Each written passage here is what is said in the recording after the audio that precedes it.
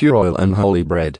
The Lord said to Moses, "Command the people of Israel to bring you pure oil of pressed olives for the light, to keep the lamps burning continually. This is the lampstand that stands in the tabernacle, in front of the inner curtain that shields the ark of the covenant. Aaron must keep the lamps burning in the Lord's presence all night. This is a permanent law for you, and it must be observed from generation to generation. Aaron and the priests must tend the lamps on the pure gold lampstand continually in the Lord's presence. You must bake 12 flat loaves of bread from choice flour, using 4 quarts of flour for each loaf. Place the bread before the Lord on the pure gold table, and arrange the loaves in 2 stacks, with 6 loaves in each stack. Put some pure frankincense near each stack to serve as a representative offering, a special gift presented to the Lord. Every Sabbath day this bread must be laid out before the Lord as a gift from the Israelites. It is an ongoing expression of the eternal covenant.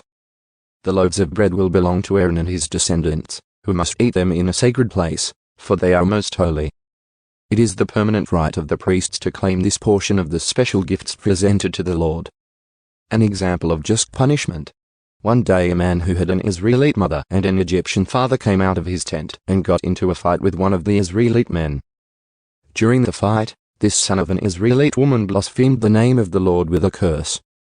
So the man was brought to Moses for judgment.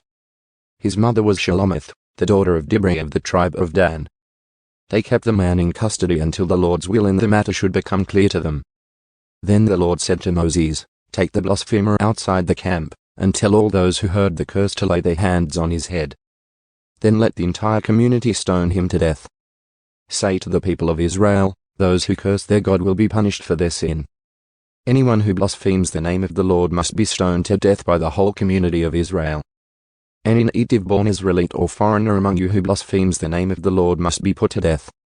Anyone who takes another person's life must be put to death. Anyone who kills another person's animal must pay for it in full, a live animal for the animal that was killed. Anyone who injures another person must be dealt with according to the injury inflicted, a fracture for a fracture, an eye for an eye, a tooth for a tooth. Whatever anyone does to injure another person must be paid back in kind. Whoever kills an animal must pay for it in full, but whoever kills another person must be put to death. This same standard applies both to native-born Israelites and to the foreigners living among you. I am the Lord your God." After Moses gave all these instructions to the Israelites, they took the blasphemer outside the camp and stoned him to death. The Israelites did just as the Lord had commanded Moses.